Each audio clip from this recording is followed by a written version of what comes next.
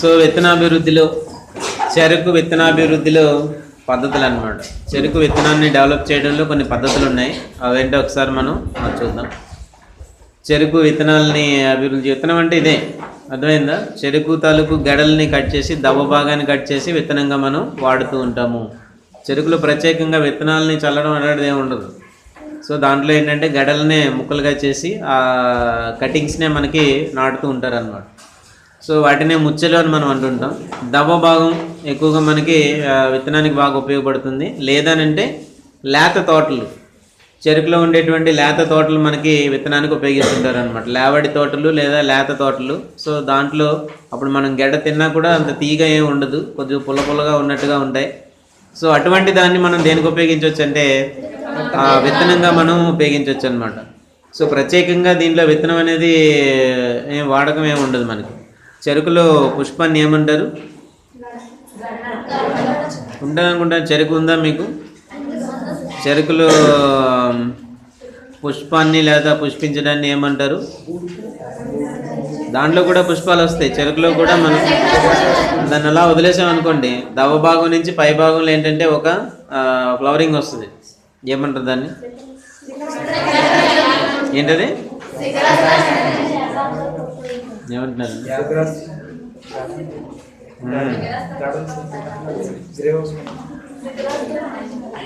పైన వచ్చేదాన్ని ఎప్పుడు శిఖరాస్త్రం ఉంటుంది. దాన్ని ఎలా అడుగుతుంది, దాన్ని ఏమంటారని అడుగుతున్నాను నేను. అర్థమైందా? యారోయింగ్ అంటారు. చెరుకులో ఉండేదాన్ని ఏమంటారంటే, పాత దీంట్లో మనం చెప్పుంటాము, దాన్ని చెరుకులో పుష్పించడాన్ని ఏమంటారంటే యారోయింగ్ అంటారు. యారోయింగ్. కూర్చోండి. యారోయింగ్.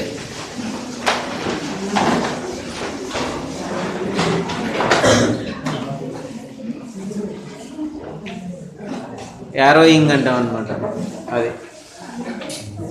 సో ప్రత్యేక విత్తన తోటల పెంపకం, ప్రత్యేక విత్తన తోటల పెంపకము ఏంటో చూద్దాం. ముదురు చెరుకు నుంచి మధ్య భాగం 3 కళ్ళ ముచ్చెలు తీసుకోవాలి. 3 కళ్ళ ముచ్చెలు, 3 కళ్ళు అంటే కణుపులు అనమాట. చెప్పుకున్నాం కదా కళ్ళు. ప్రతి కణుపు దగ్గర కూడా ఒక మొగ్గు ఉంటుంది, దాన్నే కళ్ళు అని అంటారు అన్నమాట. తీసుకొని వేడి నీటితో కానీ నీటి ఆవిరితో కానీ శుద్ధి చేసి లేత తోటల పెంపకానికి దాన్ని ఉపయోగించాలి. ఈ ముచ్చెలు ఏవైతే తీసుకున్నామో వాటిని శుద్ధి చేయాలన్నమాట. దాన్నే విత్తన శుద్ధి అని అంటారు. విత్తన శుద్ధి అని అంటాం. విత్తన శుద్ధి ఎలా చేస్తామంటే, జనరల్గా అయితే విత్తనాలకి మనం ఏం చేస్తామంటే, విత్తనాలకి జనరల్గా ఏం చేస్తామంటే కార్బండిజం లేదా క్యాప్టాన్, థైరామ్ ఇలాంటి మందులు అనమాట, మ్యాంకో జబ్ ఇలాంటి మందులు తీసుకుని ఆ మందుల్లో విత్తనాలను బాగా కలిపేస్తాము. అలా కలపడం వల్ల దాన్నే మనం విత్తన శుద్ధి అని అంటాం అన్నమాట. అలా చేయడం వల్ల కనీసం 30 రోజుల పాటు పంట సేఫ్టీగా ఉంటుంది పొలంలోకి వెళ్ళాక. లేకపోతే ఎర్లీ స్టేజ్లోనే ఏవో ఒక కీటకాలు వచ్చి నాశనం చేస్తుంటే విత్తనాన్ని తినేయచ్చు, మొలకను తినేయచ్చు, ఆకులు వేస్తే లేత ఆకులు తినేయచ్చు, లేత 2 ఆకులు వస్తాయి 2 ఆకులను తినేయచ్చు. అలా అనమాట. విత్తనాలు మనం ఎప్పుడైతే శుద్ధి చేసి మనం నాటుతామో వీటన్నిటి నుంచి కూడా ప్రొటెక్షన్ జరుగుతుంది కనీసం 30 రోజుల పాటు. అలాగే చెరుకులో కూడా మనం విత్తనాలని శుద్ధి చేయాలి. విత్తనాలు అని అంటే ముచ్చెలు. చెరుకు ముచ్చెలను ఎలాగ మనం శుద్ధి చేస్తామని అంటే, వేడి నీటితో, వేడి నీళ్ళు తీసుకొని దానికి ఉష్ణోగ్రతలు ఉన్నాయన్నమాట. 50 నుంచి 55 డిగ్రీల సెంటీగ్రేడ్ అంత ఉష్ణోగ్రత ఉండేటువంటి వేడి నీటిలో ఈ చెరుకు ముచ్చెలన్నింటినీ కూడా ఉంచాలి. దానికి కొంత టైం పీరియడ్ ఉంటుంది అనమాట, గంట లేకపోతే 2 గంటలు అలా ఉంటాయి. అంత వేడి నీటిలో కనీసం ఒక 2 గంటల సేపు వాటిని అలా ఉంచితే అప్పుడు ఏం జరుగుతుందంటే ఆటోమేటిక్గా దాంట్లో ఏవైనా సరే ప్రమాదకరమైనటువంటి శిలీంధ్రాలు కానీ ఇంకేవైనా ఉండేటట్టయితే అవన్నీ చనిపోతాయి. అంటే ఒక గెడల నుంచి అంటే ఒక పొలం నుంచి ఇంకో పొలానికి వ్యాపించేటువంటి శిలీంధ్రాలన్నీ కూడా చనిపోతాయి. ఎర్రకుళ్ళు అని తెలుసా? చెరుకులో ఎర్రకుళ్ళు అని ఉంటుంది అనమాట. ఎర్రకుళ్ళు చెరుకులు. సో మనం చెరుకు ముక్కలు తినేటప్పుడు సెంటర్లో ఒక్కొక్కసారి ఎర్రగా వచ్చేస్తుంది, అది ఎర్ర కుళ్ళు అనమాట. అది యాక్చువల్గా అదొక తెగులు. మధ్యలో గెడ లోపల మధ్య భాగం అంతా కూడా ఎర్రగా అయిపోద్ది అనమాట. బాగా అటాక్ అయింది అనుకోండి, మొత్తం గెడ అంతా కూడా ఎర్రగా అయిపోద్ది. అందుకే దాన్ని ఏమన్నారంటే ఎర్ర కుళ్ళు అని అన్నారు. సో ఎర్ర కుళ్ళు తెగులు అనేది జనరల్గా మన ప్రాంతంలో ఉండేటువంటి తెగులు కాదు. ఇంతకుముందు మన ఆంధ్రప్రదేశ్లో లేదనమాట.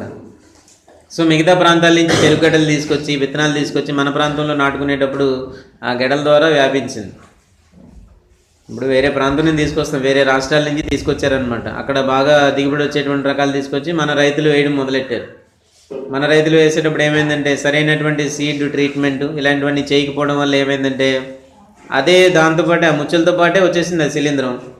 ఇక్కడ వేసేటప్పటికి ఇక్కడ ఉండేటువంటి తోటలన్నింటిలోనూ కూడా అటాక్ అయిందనమాట. అది ఒక దగ్గర ఆగిపోలేదు, మొత్తం రాష్ట్రం అంతా వ్యాపించింది. అంటే చెరుకుకి ప్రధానమైనటువంటి సమస్యగా మారిపోయిందనమాట. సో అందువల్ల ఏంటంటే మనం ఈ సీడ్ ట్రీట్మెంట్ ఎందుకు చేయాలని చెప్తారంటే ఇలాంటివి రాకుండా. సపోజ్ మనం తీసుకున్నాం ముచ్చలు తీసుకున్నాం, ఆ పర్టికులర్ వాటిలో ఆల్రెడీ శిలీంధ్రం ఉందనుకోండి, ఈ ఎర్రకుళ్ళు తెగులు కలిగించే శిలీంధ్రం ఉందనుకోండి, మనం వేసిన తోటలో కూడా మళ్ళీ వచ్చేస్తుంది. ఎందుకంటే డెవలప్మెంటే కదా, ఎక్కడో దగ్గర డెవలప్ అయిపోతుంది, దాని నుంచి స్పోర్లు వస్తాయి, స్పోర్లని ఇమీడియట్గా మళ్ళీ మారిపోయి పంటని అటాక్ చేసి లోపల కాడంతటిని కూడా ఎర్రగా కుళ్ళిపోయేటట్టు చేస్తాయి అన్నమాట. దానివల్ల ఏమవుతుంది, దిగుబడి తగ్గిపోద్ది, అలాగే రసం యొక్క నాణ్యత కూడా తగ్గిపోతుంది అనమాట. సో అందువల్ల అంత ప్రమాదకరమైంది. కాబట్టి మనం ఏం చేస్తామంటే వీటన్నిటిని కూడా విత్తనాలని శుద్ధి చేస్తాము.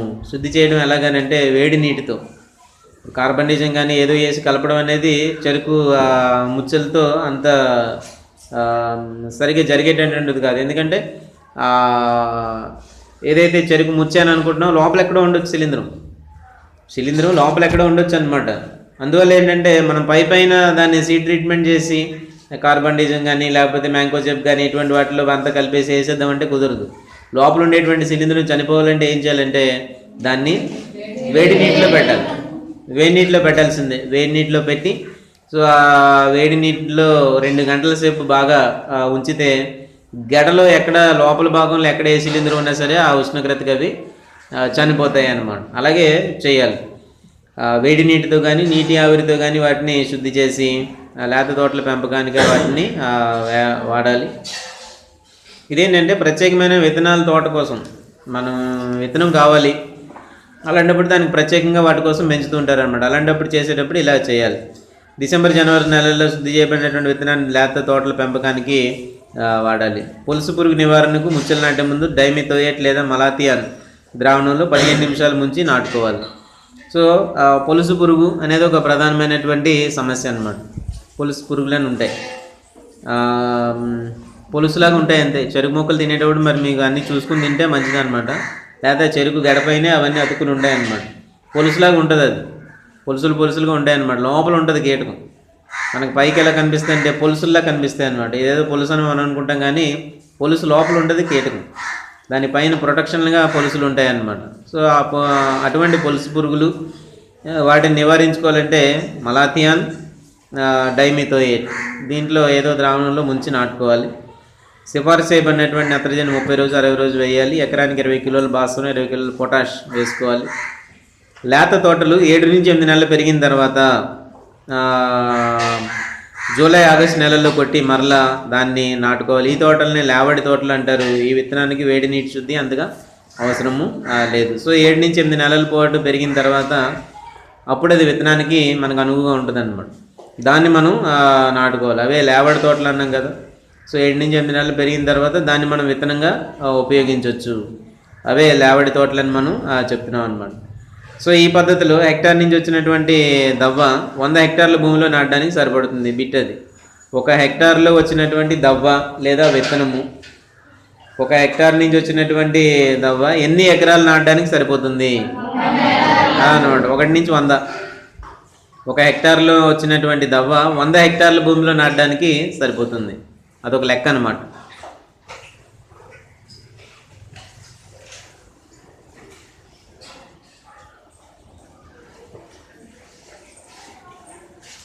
సో అలాగే ఇంకా మనకి ఏమున్నాయంటే మొగ్గలు ఉన్నటువంటి చెట్లు, అలాగే కొరచనారు మడి పంట అని, దూరంగా ఊడ్చేటువంటి పద్ధతి అని, పిలకలు మొగ్గ పద్ధతి అని కొన్ని రకాలైనటువంటి పద్ధతులు ఉన్నాయన్నమాట.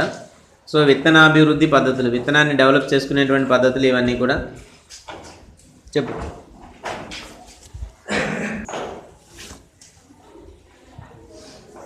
సో మొగ్గ పద్ధతి దీనిలో చూస్తే మొత్తం కాండం నుంచి మొగ్గలను గెడల భాగంతో పాటు చిన్న యంత్రంతో తీస్తారు. ఈ యంత్రాన్ని ఆంధ్ర షుగర్స్ కర్మాగారంలో వీటిని రూపొందించడం జరిగింది. ఆంధ్ర షుగర్స్ తణుకు, ఆంధ్ర షుగర్స్ ఎక్కడ ఉందన్నమాట తణుకు. వాళ్ళు ఏం చేస్తారంటే దీన్ని ఇలా రూపొందించారు పరికరాన్ని. సో ఆ పరికరం ఏం చేస్తుందంటే గెడలపై ఉండేటటువంటి ఆ కళ్ళు లేకపోతే ఆ మొగ్గలు ఏవైతే ఉంటాయో వాటిని మనం రిమూవ్ చేసేస్తాం.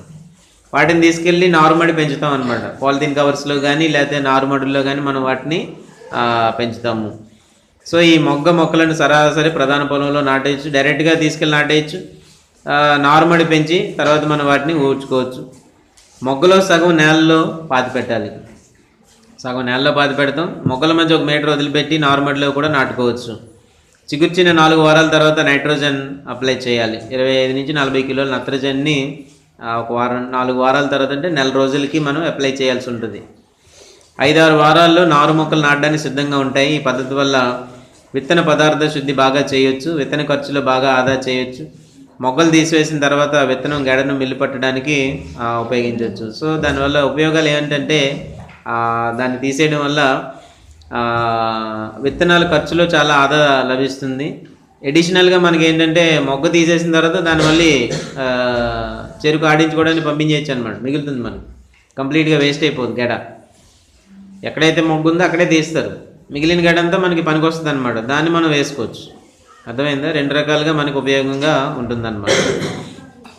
సో నారు 5 నుంచి 6 వారాల్లో నాటడానికి సిద్ధంగా ఉంటుంది. ఇలాగ మనం పాలిథీన్ కవర్లో కానీ లేకపోతే నారుమడిలో కానీ పెంచినటువంటి నారు 5 నుంచి 6 వారాలు అంటే నెల లేకపోతే నెల 15 రోజుల్లో రెడీగా ఉంటుంది అన్నమాట.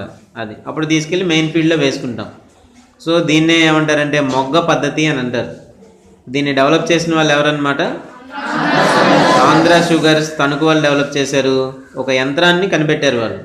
ఆ యంత్రం ఏంటంటే బడ్ చిప్ పద్ధతి అని అంటాం అనమాట. సో ఆ విధంగా దాంట్లో ఉండేటువంటి ఆ బడ్స్ని తీసి డైరెక్ట్గా నార్మల్ పెంచుకొని నాటుకోవడం, లేదంటే మెయిన్ ఫీల్డ్లో తీసుకెళ్ళి వాటిని నాటుకోవడం, ఇలాంటివన్నీ చేస్తాం అన్నమాట. ఇది సంగతి. విత్తన శుద్ధి ఇచ్చారు చూడండి ఒకసారి. ఎలాగ మనం దీనికి విత్తనాలు శుద్ధి చేయాలనేది ఇచ్చారనమాట. చెరుకులో విత్తన శుద్ధి: 3 కళ్ళ ముచ్చలు 300 లీటర్ల నీటికి 150 గ్రాముల కార్బండిజం మరియు 600 మిల్లీలీటర్ల మలాథియాన్ కలిపిన ద్రావణంలో 15 నిమిషాలు ఉంచినట్లయితే పొలుసు పురుగు, అనాసగుళ్ళు తెగులను అరికట్టవచ్చు. 2 కలుపుతున్నాం అనమాట ఇక్కడ. 150 గ్రాములు కార్బండిజం, అలాగే 600 మిల్లీలీటర్ల మలాథియాన్. ఇలా కలిపినటువంటి ద్రావణంలో 15 నిమిషాల పాటు ఉంచితే మనకి ఏం కవర్ అవుతాయంటే పొలుసు పురుగు రాకుండా ఉంటుంది, అలాగే అనాస కుళ్ళు తెగులు మనం నివారించవచ్చు. పైనాపిల్ డిసీజ్ అంటాం అనమాట, అనాస కుళ్ళు అంటారు దాన్ని.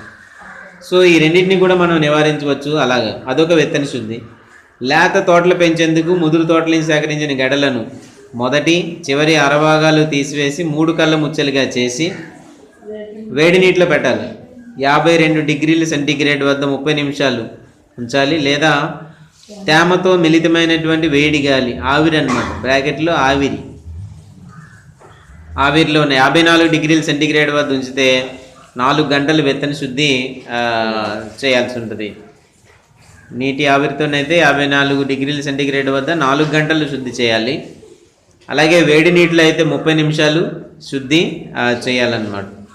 వేడి నీటి శుద్ధి ద్వారా కాటుక తెగులు, గడ్డి దుబ్బు తెగులు, ఆకుమాడు తెగులను అరికట్టవచ్చు. బిట్టది.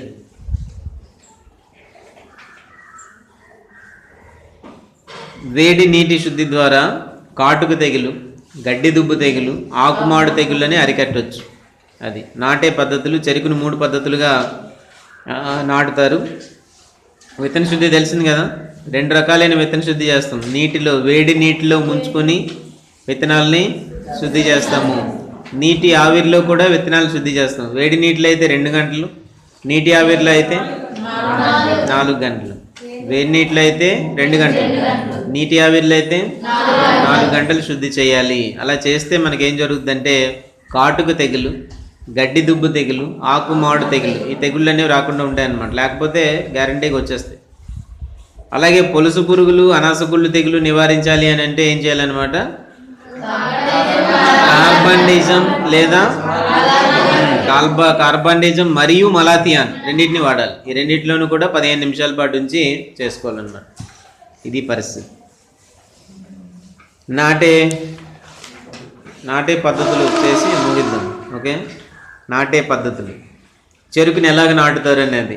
చెరుకును 3 పద్ధతులుగా నాటుతారు. చెరుకుని ఎలా నాటుతారనమాట? 3 పద్ధతుల్లో నాటడం జరుగుతుంది. ఒకటి చాలలో నాటడం. ముచ్చెలు వరుసల్లో చాలలో నాటాలి. ముచ్చెల్ని వరుసల్లో చాలలో నాటుకుంటాం. నాటడానికి ముందు చాలలో నీరు పెట్టి భూమిలోకి ఇంకిన తర్వాత వెనకకు నడుచుకుంటూ ముచ్చెల్ని నాటాలి. ఒక ప్రత్యేకమైనటువంటి పద్ధతిలో నాటుతారనమాట. బోధులు వేసుకుంటాం ముందుగా. ఆ బోధుల్లో వరుసగా నీరు పారిస్తూ నాటుకుంటూ వెనక్కి నడుచుకుంటూ వచ్చేస్తారనమాట. మళ్ళీ వేసినవి మళ్ళీ తొక్కకుండా అలా పెట్టుకుంటూ ఇలా వెనక్కి వెళ్ళిపోతాం అనమాట. అదొక పద్ధతి.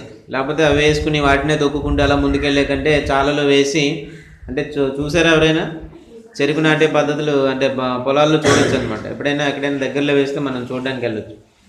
సో వాటిని అలా కప్పేసుకుంటూ వెనకాల నడుచుకుంటూ వెళ్ళిపోతారు అనమాట. అంతే.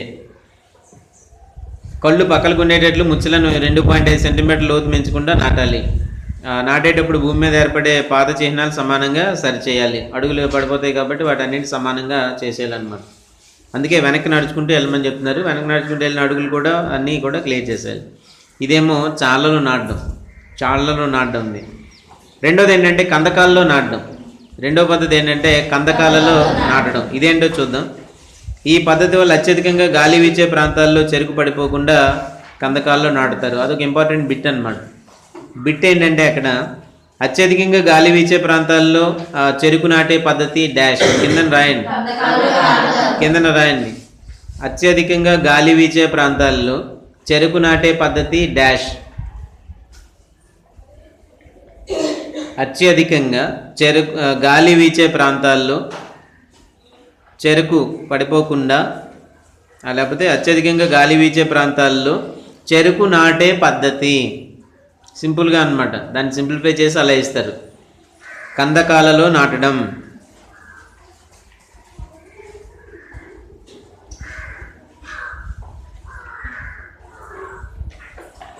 సో కందకాలు అనేవి తీస్తారు. ఇలా గుండ్రంగా ఉండేటువంటి గొయ్యలు తీస్తారనమాట. కందకాలు చేస్తారు. కందకాలు ఎలాగనమాట, 20 నుంచి 20 సెంటీమీటర్ల లోతు ఉంటాయి. ఒక 20 నుంచి 20 సెంటీమీటర్ల లోతు ఉంటాయి. అలాగే 40 సెంటీమీటర్ల వెడల్పు ఉంటాయి. ఇలా ఉండేటువంటి కొన్ని కందకాలు లాంటివి చేసి దాని లోపల ఈ ముచ్చెల్ని పెట్టి నాటుతారనమాట. కందకాలు అని అంటారు వాటి. సో కందకం అని అంటే ఒక గొయ్యి. దాన్ని కొలతలు ఏమిచ్చారంటే 20 నుంచి 20 సెంటీమీటర్ల లోతు ఉంటుంది, 40 సెంటీమీటర్లు వెడల్పు, 60 సెంటీమీటర్ల దూరంలో కందకాలు తవ్వి ట్రాక్టర్తో కానీ మామూలు మాన్యువల్గా కానీ తవ్వేసి దాంట్లో నీరు వదిలి నీరు బాగా ఇంకిన తర్వాత నాటేటప్పుడు ముచ్చెలను మొలక భాగాలు పక్కపక్కన ఉండే విధంగా శ్రద్ధ తీసుకుని పెడుతుంటారు అనమాట. ఇవన్నీ కొత్త పద్ధతులు. జనరల్గా బోధుల్లో వరుసగా నాటుకుని వెళ్ళిపోవడం పాత పద్ధతి. కొత్త పద్ధతులు ఏంటంటే అక్కడికక్కడ రౌండ్గా నాటుతుంటారు అనమాట. సో అలాగ రౌండ్గా చేసి లోపల ఉండే ముచ్చెలన్నీ కూడా వరుసగా ఇలా గుండ్రంగా పెట్టి నాటుతారు. అక్కడ ఆ విధంగానే చెరుకు గడ్డలు పైకి వస్తుంటాయి అనమాట. గుండ్రంగా వస్తాయి. అలా వచ్చే వాటన్నిటిని కూడా ఏం చేస్తారంటే పైన మనం ఒక జడలాగా చుట్టి పడిపోకుండా చేస్తాం అనమాట. అంటే ప్రాబ్లం ఏంటి, ఇక్కడ ఎక్కువ గాలి వస్తూ ఉంటుంది. మనం వరుసల్లో నాటుకునేటట్టయితే మొత్తం ఒకసారి పడిపోద్ది అనమాట. చెరుకు తోట మొత్తం ఒకేసారి పడిపోద్ది. అలా కాకుండా మనం ఏం చేస్తున్నామంటే ఎక్కువ గాలి వచ్చే ప్రాంతాల్లో ఏం చేస్తారంటే కందకాళ్ళు తీసి గోతులు తీసి దాంట్లో గుండ్రంగా ఈ లోపల ఉండే ముచ్చెలన్నీ కూడా గుండ్రంగా పెడతాం. గుండ్రంగా పెట్టి నాటుతాం అన్నాడు. అప్పుడు ఏమవుతుంది, చెరుకు గడ్డలన్నీ కూడా ఇలాగా ఒక రౌండ్గా కిందంతా కూడా రౌండ్గా వస్తాయి అన్నమాట. ఒక గుచ్చంలాగా ఇలా వస్తాయి పెరుగుతుంటాయి. ఈ పెరిగే వాటన్నిటికీ కూడా ఈ జడ చుట్టడం కానీ ప్రాపింగ్ కానీ ఇవన్నీ ఉన్నాయన్నమాట ఆపరేషన్. అవన్నీ ఈజీగా చేయొచ్చు అనమాట. ఒకవేళ పడిపోతే ఆ కందకంలో ఉండేవే పడిపోతాయి, మిగతా అన్నీ ఒకేసారి పడిపోయే అవకాశాలు ఉండవు అనమాట.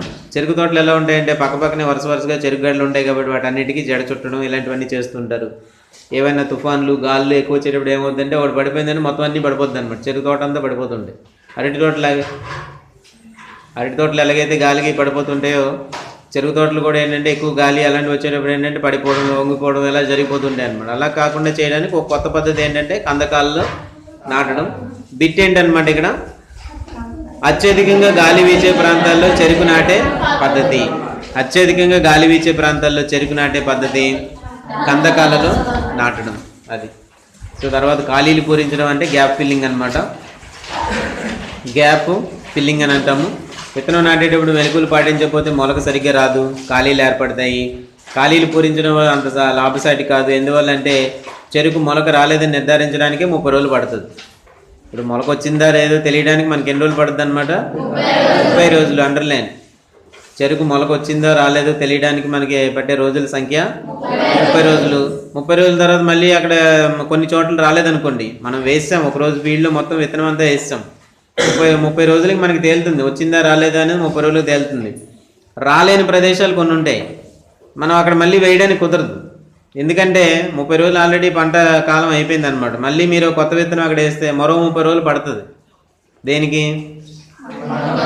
మొలకెత్తిందా లేదా తెలియడానికి ఎంత పడుతుంది అనమాట? 30 రోజులు పడుతుంది. సో అప్పుడు ఏమవుద్ది, ఆ మొలక అప్పుడే 2 నెలలు లేట్లో ఉంటుంది అనమాట.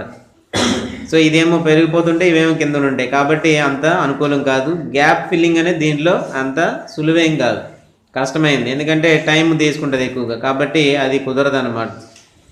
ఖాళీలు పూరించిన మొక్కలు పైరు మధ్యలో ఉండి సూర్యరశ్మిని అవి గ్రహించలేవు. అంటే కొన్ని ఏమో పైకి పెరిగిపోతుంటే ఇవేమో అడుగును ఉంటాయి అన్నమాట. సూర్యరశ్మిని గ్రహించలేవు, కాబట్టి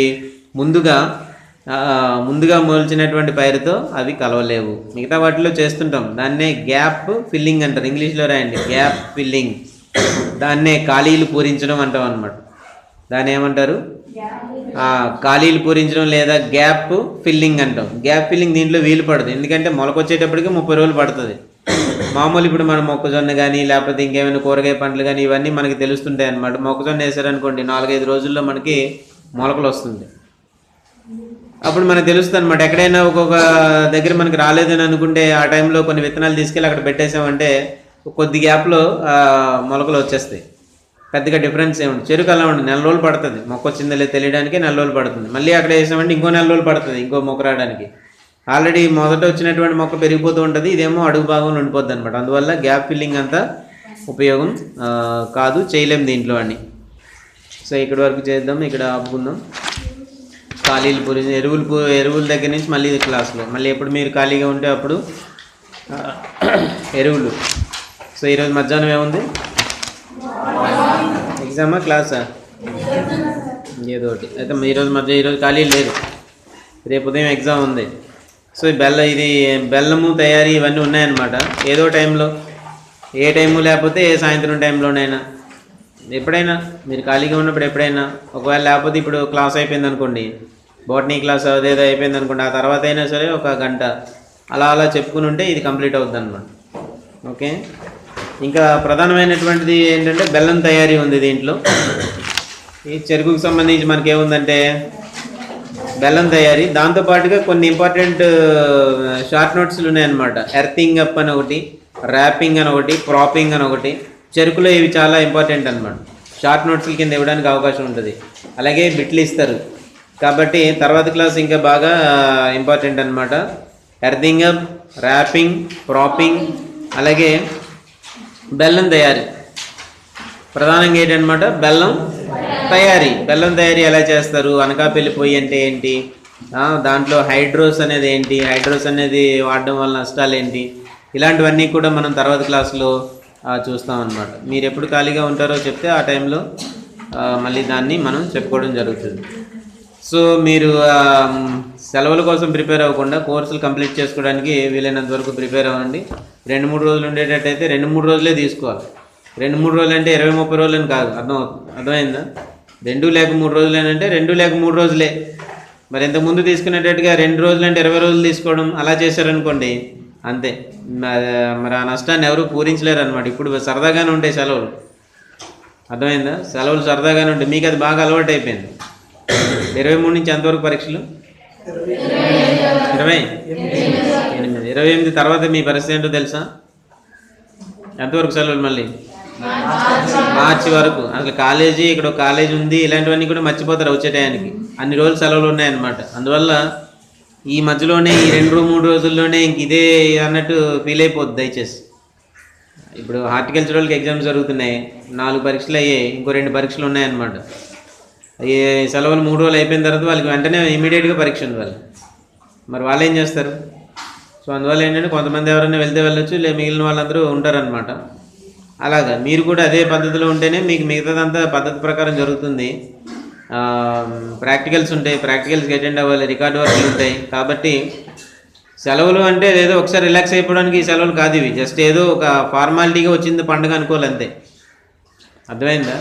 కేవలం ఫార్మాలిటీగా వచ్చిన పండగ అని మీరు తీసుకుంటేనే అవుతుంది అనమాట. లేదంటే సంక్రాంతి అని ఒకసారి మొత్తం రిలాక్స్ అయిపోయారనంటే అది మనం ఇంకేం చేయలేం మిమ్మల్ని. మళ్ళీ అంతా మొత్తం డేటా ఇప్పటివరకు ఇచ్చినటువంటి డేటా అంతా ఎరేజ్ అయిపోతుంది, మళ్ళీ రీస్టార్ట్ అయిపోద్ది అనమాట కంప్యూటర్.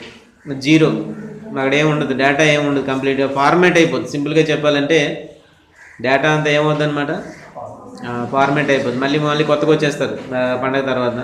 పరీక్షలకు వచ్చేటప్పుడు జీరో అయిపోతారు అనమాట. సో యూనివర్సిటీ వాళ్ళు కూడా కొంచెం మీతో ఆడుకుంటున్నట్టుగానే ఉంది. సెలవుల ముందు అదే పరీక్షల ముందేమో సెలవులు ఇవ్వడం, పరీక్షలు పెట్టడం, వెరైటీగా ఇది ఒక గేమ్ అనమాట. ఎలా అంటే సెలవులు ఇస్తారు, తర్వాత వెంటనే ఎగ్జామ్స్ పెడుతుంటారు. అప్పుడు ఏమవుతుంటే సెలవుల్లో మొత్తం అంతా డేటా అయిపోతుంది, రాయడానికి ఏముండదు. మీది మొదటి సెమిస్టర్ మీది. సో మొదటి సెమిస్టర్లో కనుక సరిగ్గా మార్కులు కనుక రాలేదనుకోండి, మీ పరిస్థితి చాలా దుర్భరంగా ఉంటుంది. అర్థమైందా? గ్రేడ్లు సరిగ్గా రావు. గ్రేడ్లు సరిగ్గా రాకపోతే ఇది. అందువల్ల ఎప్పుడైనా బయటికి వెళ్ళినప్పుడు మనకి ఏం అడుగుతారంటే నీ గ్రేడ్ ఎంత వచ్చింది ఏంటని అడుగుతారనమాట. గ్రేడ్ని బట్టి ఇప్పుడు అన్నీ చేస్తుంటారు మీ ప్రస్తుతానికి. అంతే తప్ప మీరు సంక్రాంతికి సెలవులు, అలాగే దసరాకి సెలవులు, వేరే పండుగలన్నిటికీ సెలవులు తీసుకున్నారా లేదా, ఇది క్రైటీరియా ఉండదు. ఎక్కడైనా ఉద్యోగాలకు గట్రా వెళ్ళినప్పుడు ఏం అడుగుతారంటే మన గ్రేడ్ పాయింటే అడుగుతారు అనమాట. గ్రేడ్ పాయింట్ని బట్టి అసలు లోపల పిలవకపోవడం అనేది జరుగుతుంది.